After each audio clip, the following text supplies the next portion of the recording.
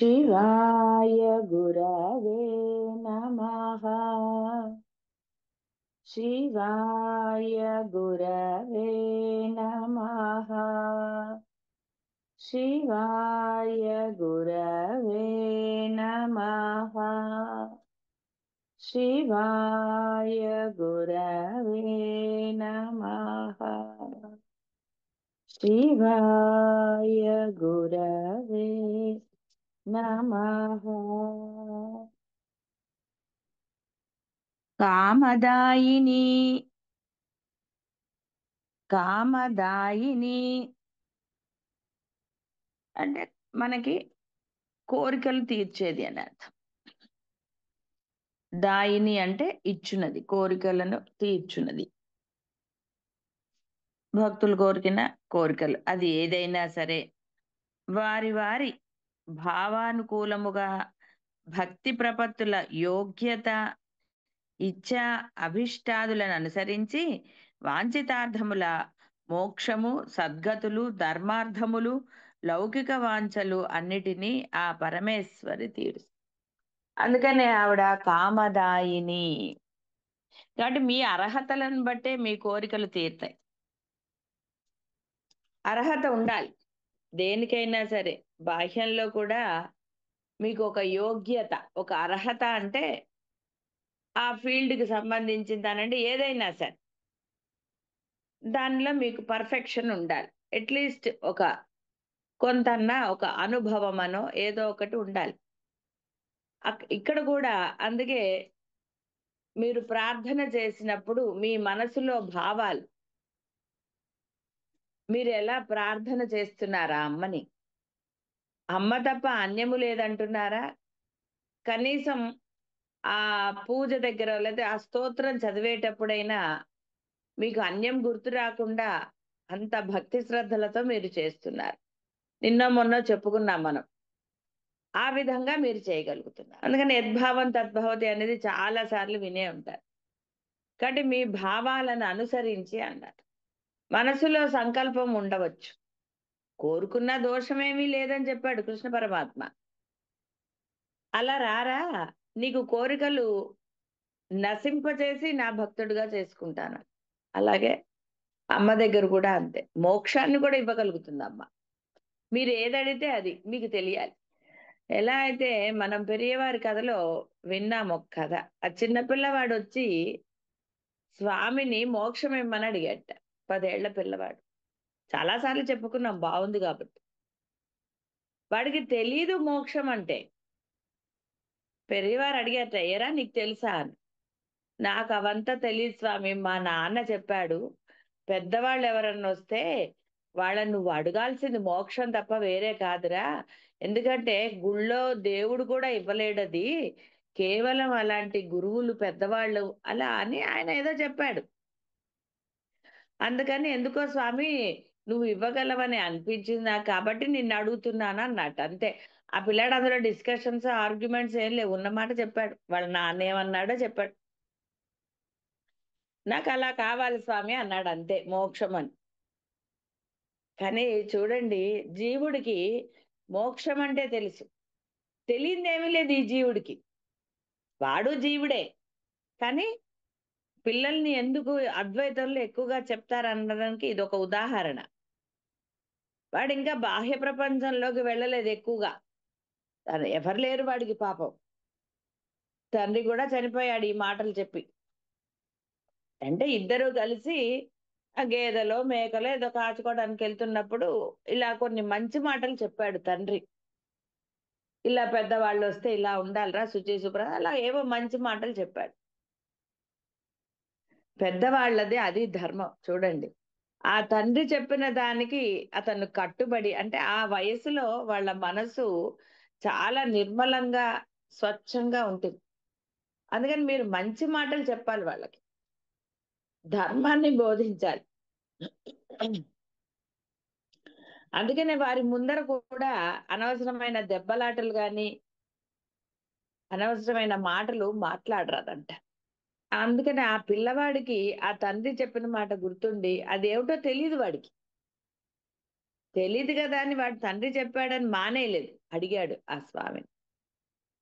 అదేంటో నాకు తెలీదు స్వామి, నువ్వు ఇచ్చేయి అంతే, నువ్వే ఇవ్వగలవని నాకు అనిపించింది, మా నాన్న చెప్పిన మాటలు గుర్తొచ్చాయి కాబట్టి నేను నిన్ను అడిగా అంతే. అంటే ఎంత స్వచ్ఛంగా అడిగాడు. అదేదో ఇప్పుడు చేతికి ఇచ్చేయమని అడగలేదు, నీ ఇష్టం స్వామి అన్నాడు. ఎప్పుడు ఇస్తే అప్పుడు. ఆ తర్వాత ఆ అబ్బాయి కానీ పెరియవారు కానీ కలుసుకున్న సందర్భాలు ఏం లేవు. కానీ పెరియవారు అంటే జగద్గురువు, ఆ గురువులు ఆ పిల్లవాడి యొక్క అంత్యకాలం ఆయనకి తెలుసు. ఎందుకంటే గురువు కాబట్టి. ఆ సందేహం వచ్చిందంటేనే అసలు మీకు ఒక గురువు ఆశీస్సులు లభించిన తరువాత, పెరియవారంతటి గురువుల ఆశీస్సులు లభించాక వాడు అసలు అధర్మం చేయనే చేయడు. వాడి మనసు ఎంత స్వచ్ఛంగా ఉండి, ఎందుకంటే పెరియవారు అక్కడ పూజకి మారేడు దళాలు అన్న మాట వాడు విన్నాడు, అందరు అనుకోవటం.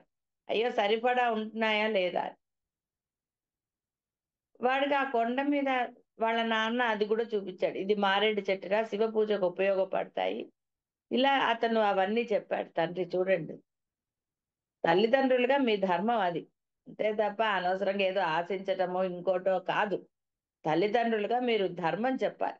దైవ పూజకి అంటే అలా పూజకు పనికొచ్చేవో, మంచి మనసుగా ఉండటమో ఇవి మీరు చెప్పవలసి. శివాజీ తల్లి ఎలా బోధించింది కాబట్టి అక్కడ ఆ పిల్లవాడు, అయ్యో నేను తీసుకుంటే, నేను తెస్తే వీళ్ళు స్వీకరిస్తారో లేదో అని ఒక మంచి భావం. చిన్నపిల్లవాడు రోజు తెచ్చి అక్కడ పెట్టేసి వెళ్ళిపోయేవాడు, ఎవరికి కనపడకుండా. చక్కగా బుట్టెడు నిండా, అంటే ఆ కొండ మీద ఉన్నాయి మారేడు దళాలు, మారేడు చెట్లు.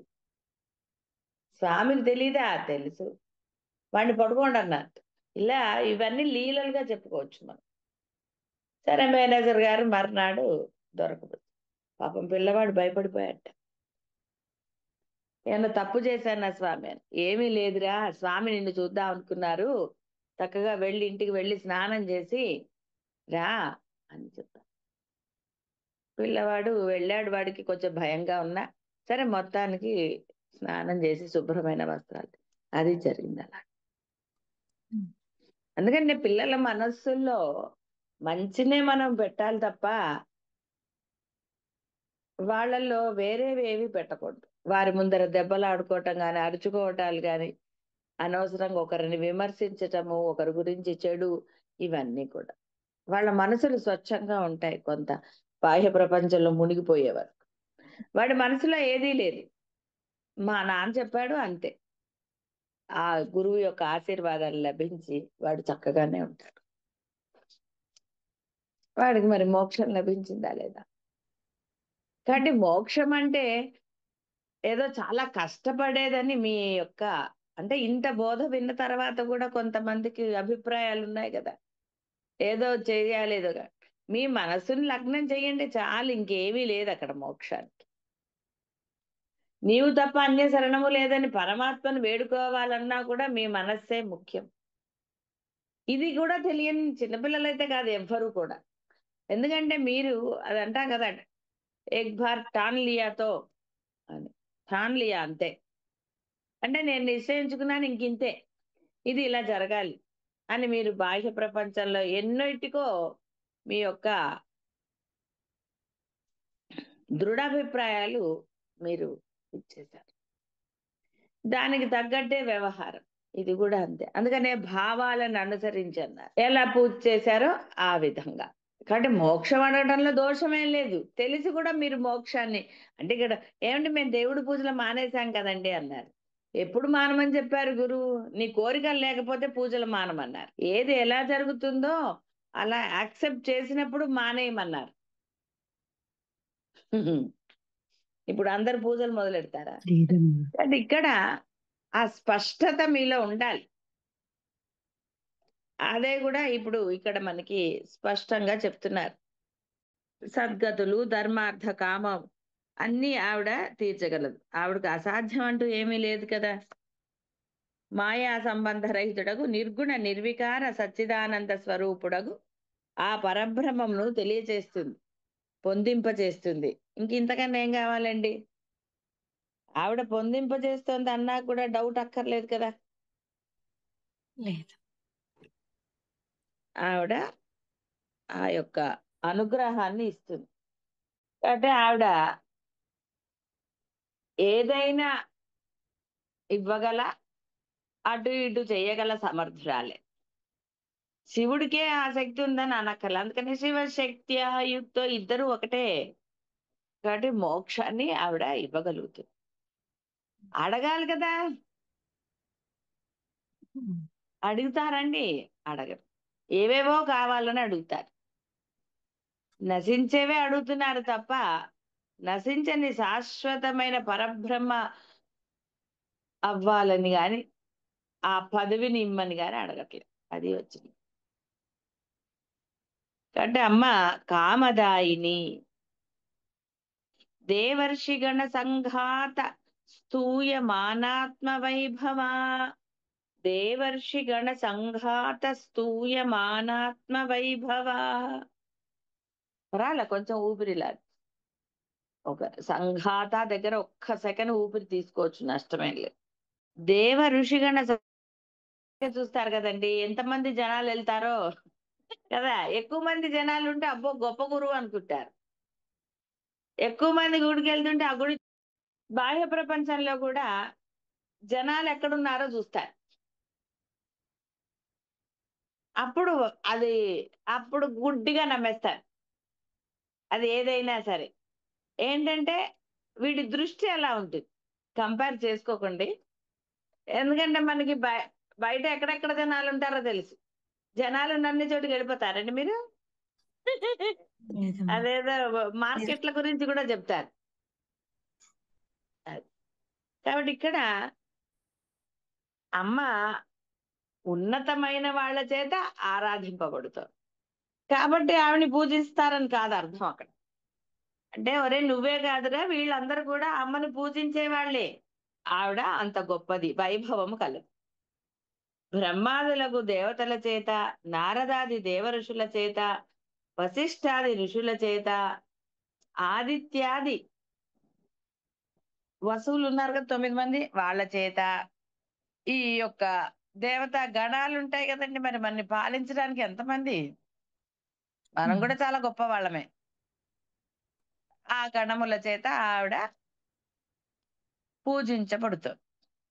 అయితే ఇక్కడ దేవగణములు అన్నప్పుడు అక్షరాలతో కూడా అని, అక్షరాలు లేకుండా అమ్మని ఎలా పూజిస్తామండి. అమ్మ అనాలన్నా కూడా మనకు కొన్ని అచ్చులు హల్లులు ఇలాంటివన్నీ కావాలి కదా. అవును. కాబట్టి గణములు అంటే ఈ విధంగా అన్వయిస్తారు.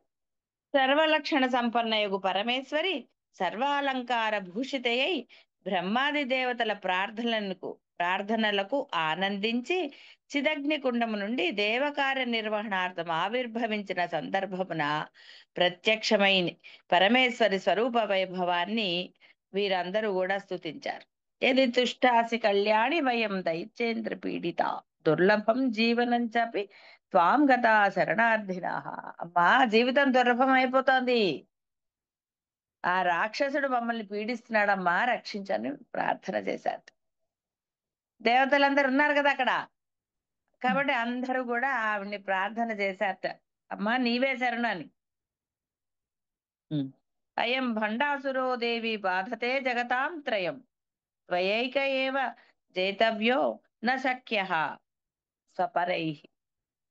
ఇంకెవరికీ శక్తి లేదమ్మా, నీవే మమ్మల్ని రక్షించాలి ఆ బండాసురుడి నుంచి. కాబట్టి అమ్మ రక్షించు అని వీళ్ళందరూ కూడా అమ్మని ప్రార్థించారు, పరిపరి విధములుగా స్తుతించారు. నీవే శక్తురాలవు తల్లి, కాస్త మమ్మల్ని రక్షించు. హ్మ్. కాబట్టి ఆవిడ వచ్చింది. అప్పుడు వచ్చిన తర్వాత కూడా స్తుతించారు, ముందర ప్రార్థన చేశారు. ముందర ఆవిడ తేజస్సు మాట్లాడింది, అలా నేను రానురా, మీరందరూ మీ యొక్క అహంకారాన్ని నాకు సమర్పించాలి. చెప్పుకున్నాం కదా, శక్తులు సమర్పించాలని. మీ హ్మ్. అహంకారమే మీ శక్తి కదండి, మీ గొప్పతనము ఐడెంటిటీ తోటి కదా గొప్ప అని తిరుగుతూ ఉంటారు. ఇక బండాసురుడు, భండాసుర వధోద్యుక్త శక్తి సేనా సమన్విత. భండాసుర ఉద్యుక్త అన్నమాట, వధ చేయడానికి ఉద్యుక్తురాలైంది. ఉద్యుక్త శక్తి సేనా సమన్విత. మరి చూపించాలి కదండి సేనని. హ్మ్. సరే పద అంటే మరి భక్తుడికి డౌట్ వస్తుంది కదా, ఇదేమిటప్పా ఈవిడ కత్తి గట ఏం పట్టుకోలేదు, వెనకాల ఎవరు లేరు, ఈవిడ ఒక్కతి సంహరించగలుగుతుందా అలా. ఆవిడ ఉద్యుక్తురాలైందిట భండాసురుని సంహరించడానికి. సరే, మీరందరూ ఇంతకుముందు విన్నవాళ్ళు ఉన్నారు, భండాసురుడు అంటే ఎవరో లేరండి, మీలో ఉన్న బండతనమే. బండతనం అంటే ఏంటి? బద్ధకం ఒక్కటే కాదండి. బండతనము అంటే నెగిటివ్లన్నీ బండతనాలే. మీ అధర్మం అనండి, మీ యొక్క వాచాలత ఎన్నున్నాయో, ఏవి వ్యతిరేకమైనవో అవన్నీ భండాసురులే. అసురులు బోడు మంది. అందుకే శివానంద లహరిలో అలా చెప్పింది, స్వామి ఎక్కడికో ఎందుకు వెళ్తావయ్యా, నాలో ఎన్నో అసురులు అంటే మృగాలు ఉన్నాయి, ఇవి వేటాడవని. మృగం అంటే ఏంటి? ఆ ద్వేషము, రాగము, ఇవే మృగాలంటే వేరేవేం కాదు. అధర్మము, ఒకరిని తూలనాడటము, తర్వాత అహంకారము, నేను గొప్పవాణ్ణి అని, ఇలా రకరకాలైన ఏవైతే మీకు అందరికీ తెలిసిందే. ఏవి ఉండాలో ఏవి ఉండకూడదో తెలియనంత చిన్నపిల్లలు ఎవరున్నారండి? ఆఖరి చెప్పాను కదా, 10 ఏళ్ల పిల్లవాడు కూడా తెలుసు వాడు తప్పు చేస్తున్నాడో కరెక్ట్ గా ఉన్నాడు. ఏదో ధర్మంగా తెలియకపోవచ్చు కానీ వాడు చేసిన వెధ పని అయితేనే కదండి సైడ్కి వెళ్ళో ఎవరికి కనపడకుండా చేస్తున్నాడంటేనే అర్థం అవుతుంది. అవును. అంటే ఇక్కడ బండాసురుడు అంటే ఎవరో తెలుసుకోండి. బండాసురుడు ఎవడో కాదురా, నువ్వే. నీలో ఉన్న ఆ యొక్క వ్యతిరేక భావనలే భండాసురుడు. కాబట్టి ఆ భండాసురుణ్ణి వధించడానికి ఆవిడ ఉద్యుక్తురాలైంది. బ్రాహ్మ్యాది అంటే బ్రాహ్మి అనే శక్తి, ఆవిడ చాలా మంది ఉన్నారులేండి. అయితే ఇక్కడ అంతా కూడా స్త్రీల సముదాయమే ఉంది అమ్మ కాబట్టి. మనకి ఈయన ఒక్కడు వస్తాడు విఘ్నేశ్వరుడు. అది కూడా పెద్ద మంచి లీల, చాలా చక్కగా ఉంటుంది. ఆ నామం వచ్చినప్పుడు చెప్పుకుందాం. గణేశ్వర భస్మనాథు పురుషం చిత్రాకారం చకార సహా. దీనికి ఇక్కడ ఒక చిన్న కథ కూడా చెప్పారు మనకి. ఆ తపస్సు అప్పుడు ఆ మన్మధుడు వెళ్ళినప్పుడు భస్మం చేస్తాడు కదా, బూడిద అంటే అతని యొక్క రూపం నశిస్తుంది మన్మధుడిది. అయితే మామూలుగా సినిమాల్లో మీరు ఏం చూస్తారు, ఆ భస్మం నుంచే మళ్ళీ అని, కానీ అది కాదు. ఎందుకంటే ఎప్పుడైతే ఇక్కడ ఒకటి గుర్తు పెట్టుకోండి, మామూలుగా కూడా కాళికాదేవిని కూడా ఎవరో పరిహసించారట. ఏంటి, ఇంత నల్లగా ఉన్నావు నువ్వు, శివుడేమో అంత చక్కగా ఉన్నాడు, ఏమిటమ్మా అని. అప్పుడు ఆ అమ్మకి బాధ, కోపం కలిగిందిట. అందుకని తపస్సు చేసి ఆ నల్లటి ఆకారాన్ని ఆవిడ విడిచేసింది. అప్పుడు పార్వతీ రూపం పొందింది ఆవిడ, అద్భుతమైన ప్రకాశంతో. అంటే రూపం నశించింది అనగానే వాళ్ళెవరో పోయారని కాదు అర్థం అక్కడ. దేవతా శక్తులు ఎలాంటివో గుర్తించండి. అలాగా ఈ యొక్క అంటే వీడు అహంకారంతో చేశాడు. మన్మధుడు ఏమన్నట్ట, నాకు సాధ్యం కాదా, నేను ఎవరినైనా సరే. అయితే ఈ అమ్మ తపస్సు చేసి ఎన్ని ఉపచారాలు చేసినా శివుడు తపస్సు నుంచి బయటికి రాలా. ఆయన అలాగే ఇంకా నిశ్చలంగానే ఉన్నట్ట. అమ్మ కొంచెం బాధపడింది. అమ్మ యొక్క చెలికత్తి ఉంది కదా, కాబట్టి మన్మధుడి భార్య, ఆవిడ ఆ బాధ చూడలేక తన భర్తని ప్రేరేపించింది.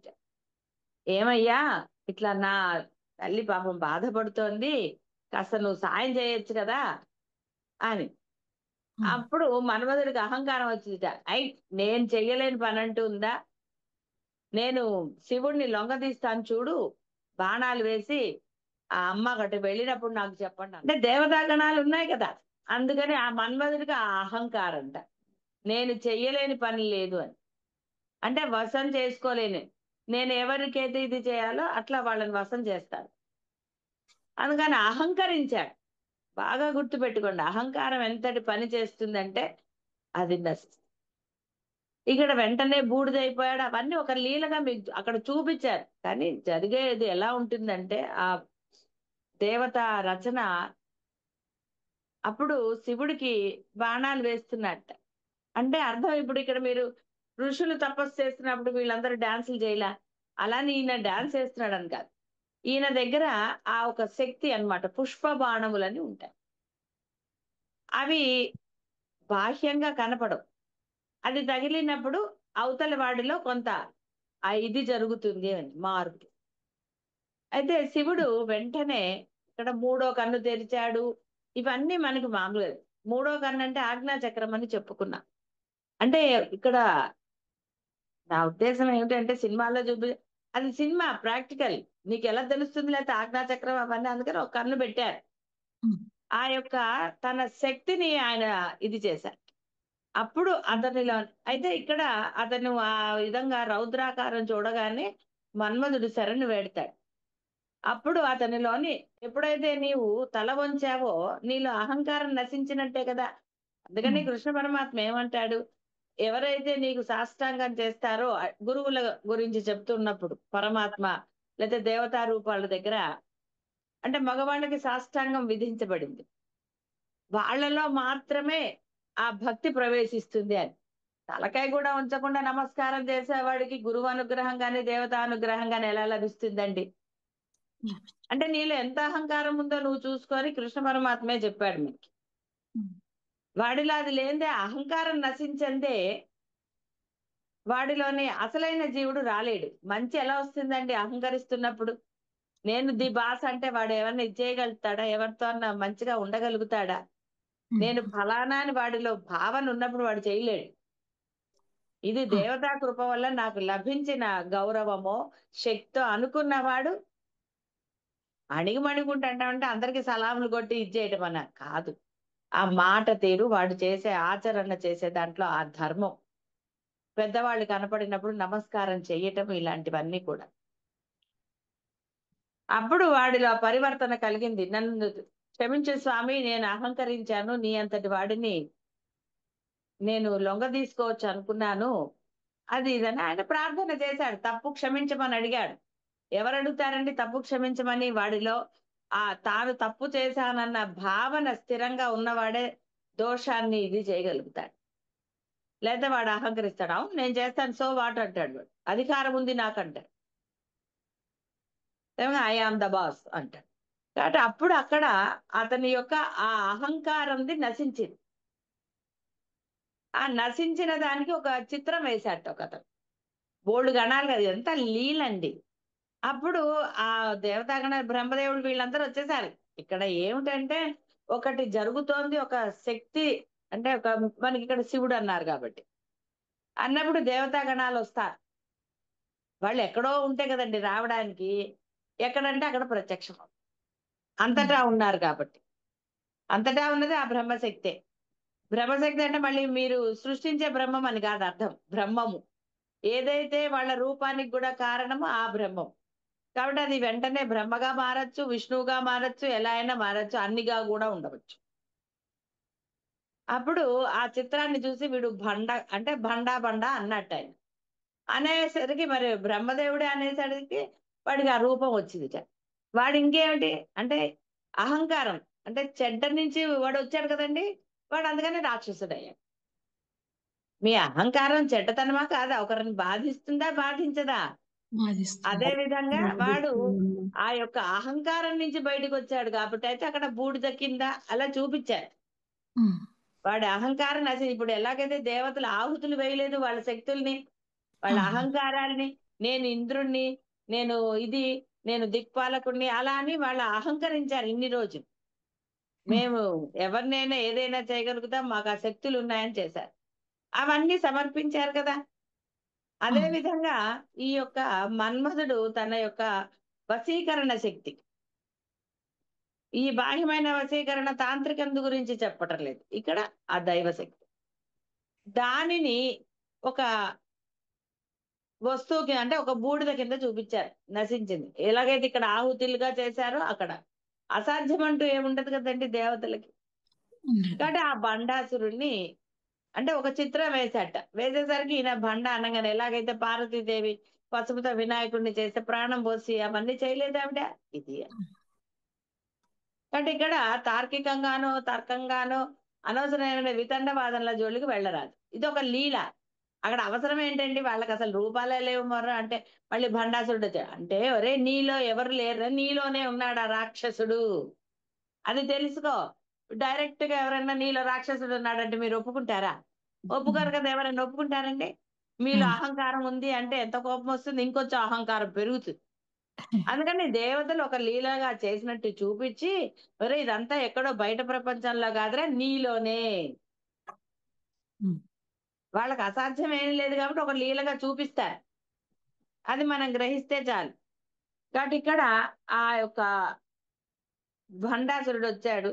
అప్పుడు ఆయన అది చూసి ఆ ఆకారాన్ని చూసి భండ అన్నట్ట. అంటే మనం అంటాం కదండి, పేర్లు పెట్టము ఎవరన్నా బొమ్మలు వేసినప్పుడు ఇలా అలా అని. కాబట్టి వాడిని బండ బండ అన్నట్ట, భండ. అందుకని రుద్ర కోపంలో ఏర్పడ్డాడు కాబట్టి వాడు భండాసురుడై రౌద్ర ప్రకృతి కలవాడై ఉగ్ర కర్మకరుడై అతి భయంకరుడై అట. అంటే మీలోని చెడ్డతనం ఎంతటి భయంకరమైందో ఒకసారి తెలుసుకోండి చాలు. ఏమండి, నేను మరీ అంత చెడ్డవాడిని కాదండి, కొంతే చెడ్డవాడిని. సందర్భాన్ని బట్టి భయంకరమైన చెడ్డతనం మీలో కనపడలేదా?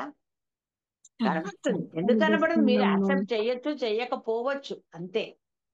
కాబట్టి ఇక్కడ మనం అంతే తప్ప ఇక్కడ ఏదో నిజంగా దేవతల్లో గల ఏమండి ఆ ఇంద్రుడికే, ఇంద్రుడు అంటేనే ఇంద్రియాలను జయించిన వాడు. ఆయనకి ఎందుకు వస్తుందండి లోలత్వం? సినిమాల్లో కొంచెం అతిగా చూపించారు కాబట్టి ఇంద్రుడు అంటే అసలు ఎవరికి భక్తి భయం ఉండవు కదా. ఎందుకంటే అలా చూపించారు కాబట్టి. ఎందుకంటే ఆ సినిమా తీసినప్పుడు వాళ్ళకి అంత నాలెడ్జ్ ఉండదు. ఇంద్రుడు అని ఎందుకు పెడతారండి? ఇంద్రుడిని లేకపోతే అంత చాపలి ఉన్నవాడిని పెడతారా? ఒరే అంత ఉన్నా కూడా నువ్వు ఆ యొక్క అధికారాన్ని చూసి ఇలా చేసుకోకు, ఇలా అంతటి ఇంద్రుడే పతనమయ్యాడు అనే కన్నా కూడా పతనమయ్యే ఛాన్స్ ఉందిరా అని తెలుసుకో నువ్వు. ఆయన అయ్యాడు నేను అయితే ఏమిటి అనడానికి కాదు, పతనం అయ్యే ఛాన్స్ ఉందిరా కాబట్టి ఇలా ఉండు, ఇంత జాగ్రత్తగా ఉండాలి, ఇంత ఆరాధన నువ్వు చేస్తూ ఉండాలని చెప్పడానికి మీకు అవన్నీ లీలలుగా చూపించారు. ఎందుకంటే అలా చేస్తేనే మీరు బాగుపడతారని, జీవుడిలో అహంకారం నశిస్తుందని, అధర్మం నశించి చక్కగా ఉంటాడని. లేకపోతే అధర్మం చేస్తే ఎవరన్నా సిగ్గుపడుతున్నారండి? ఎవరన్నా భయపడుతున్నారా? అయ్యో పాపం వస్తుందేమో నాకు అని ఎవరు భయపడలేదు. అందులో ఈ కలికాలంలో చేసేస్తాడంతే. సరే ఏదో బుద్ధి వచ్చాక అది మానేస్తే చాలా గొప్ప విషయం. లేదనుకోండి వాడి అధర్మం కానీ వాడి యొక్క ఇది కానీ ఎవరు ఏం భయపడరు, నిర్భయంగా చేసేస్తారు. అది అందుకని ఇక్కడ ఆ భండ ఆ రాక్షసుడు పుట్టేటారు. ఎందుకు ఇక్కడ అది బాగా గుర్తుపెట్టుకోండి, అహంకారంతో జనించేదే రాక్షసత్వం. ఇది గ్రహించాలి మీరు. ఆ మన్మధుడిలోని అహంకారం అంటే నేను ఈశ్వరుడినైనా ఇది చేయగలుగుతానా అని అనుకున్నాడు, అది తప్పు. అందువల్ల ఆ అహంకారం ఏమైంది? రాక్షసత్వమే.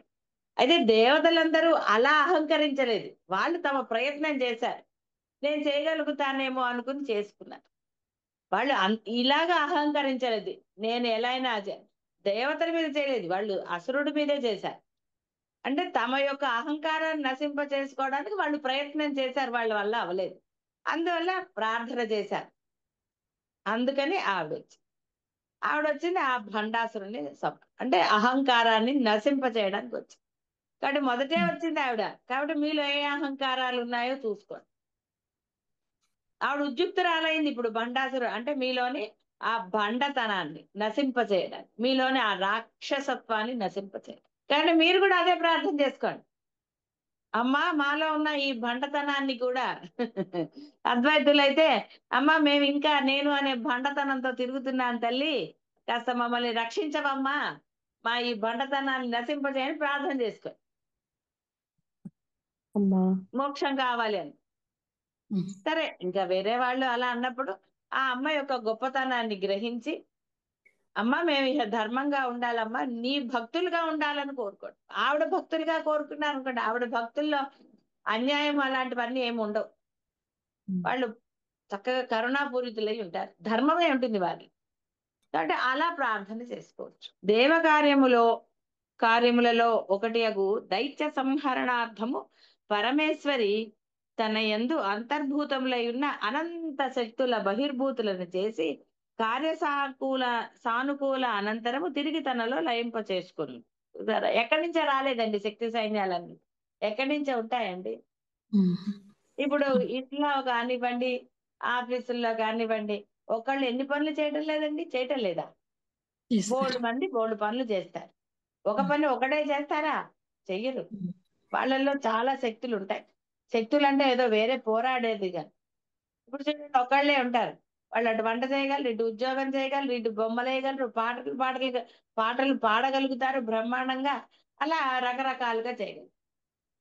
హ్మ్. మరి మామూలు మనిషే, జీవుడే దేహానికి పరిమితమైన వాడు ఇన్ని చేసినప్పుడు, దేహాతీతురాలు ఆవిడ, అసలు దేహమే లేని ఆవిడ ఎన్నైనా చేయగలుగుతుంది కదా.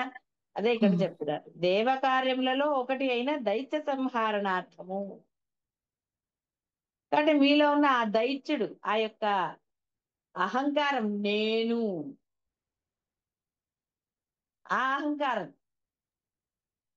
ఆ ధర్మం, ఇవన్నీ ఉన్నాయి. ఆ అహంకారాలు అంటే నెగటివ్స్. మీలో నెగటివ్స్ ఎవరు చెప్పాలండి, మీకు తెలీదా? తెలుసు. తెలుస్తుందా? కాబట్టి తెలుసండి. అవి సంహరింపజేసుకోవడానికి ఇప్పుడు అమ్మ ఆవిర్భావం జరిగింది. అంటే హ్మ్. ఆవిడ ప్రార్థన చేస్తే మీలో ఉన్న అహంకారాలు నశిస్తాయి. అప్పుడు ఏం చేస్తుంది అమ్మ పరమేశ్వరి, తన యందు అంతర్భూతములై ఉన్న అనంత శక్తులను బహిర్గతం చేసి ఆవిడలోంచే బుడబజన్యాది వాగ్దేవతలు వచ్చి ఎలా స్థుతి చేస్తున్నారో, అదే విధంగా అమ్మ తన యొక్క శక్తుల్ని బయటికి తీసుకొచ్చింది. మామూలుగా రాజ్యంలో కూడా అందరు సైన్యం కనపడతారండి, బయటికి కనపడరు కదా. మనకు కూడా భారతదేశంలో సైన్యము వీళ్ళందరూ బయటికి కనపడతారా? హ్మ్. యుద్ధాలు వచ్చినప్పుడే బయటకు వస్తారు. అదే. అలాగే ఇది కూడా కార్యసానుకూల అనంతరం తిరిగి తనలో లయింప చేసుకుంటారు. ఎవరి పనులు వాళ్ళు చేసుకుని ఎక్కడ వాళ్ళు అక్కడ ఇదైపోరండి. అదే హ్మ్. శక్తి హ్మ్. సైన్యములు రెండు విధాలు, ప్రకట సైన్యము, గుప్త సైన్యం. కాబట్టి అమ్మవారికి అలా ఉన్నట. సరే, గుప్త ఇవన్నీ మన స్థూల శరీరము, స్థూల శరీరమే తనను అజ్ఞాన భావనమే అసుర సూచకము. ఇప్పుడు మనం చెప్పుకుందే స్థూల శరీరం, నేను అన్న భావన. హ్మ్. నేను నేను అనే కదండి తిరుగుతుంటారు. ఆ! ఆ నేను నుంచి తర్వాత ఆ అసలు. ఫలానా, ఆ భావన లోపల స్థిరమయ్యే కదా వాడు నేను అని అహంకరిస్తాడు. అదే చెప్తున్నారు ఇక్కడ, స్థూల శరీరమే తనను అజ్ఞాన భావనమే అసుర సూచకం. స్వ ఆత్మయే పరమేశ్వరు. వ్యక్తికి మోక్షవాంఛ అవగతమగుటకు ఆరంభించగానే అంతవరకును అవ్యక్తమై అడగి ఉన్న, అంటే అణిగి అనే అర్థం. బాల్య దశ ఎందలి ఆ యొక్క పుంసత్వం వలె తనయందే అణిగి ఉండు శక్తి సైన్యములనబడు శమధమాది వైరాగ్య భావంలో ఆవిర్భవించి అసుర సూచకమగు స్థూల శరీర అభిమానాన్ని సంహరిస్తుంది. ఇది ఏ భండాసుర వధగా. సో ఆయన కూడా చెప్పారు ఈ అర్థాలు రాసి. ఎప్పుడైనా అవే ఉంటాయండి. దేవతలకి వేరే పనే ఉంది చెప్పండి అసలు. హ్మ్. దేవతలే లేరు, నీ కోసం ఆవిర్భవించారు. ఎందుకు నీ కోసం? కేవలం కోరికలే కాదురా, నీలో ఉన్న ఈ భండతనం, అసురాన్ని, అంటే ఆ యొక్క అసుర భావాలు, అహంకారం ఏదైతే ఉందో దాన్ని నశింపజేయడానికి. సరే, ఇంకా కొంచెం విపులంగా రేపు చెప్పుకోవచ్చు. ఈ లోపల మీ యొక్క అహంకారాల్ని ఆ అమ్మ దగ్గర వదిలివేయండి. శుభం భూయా.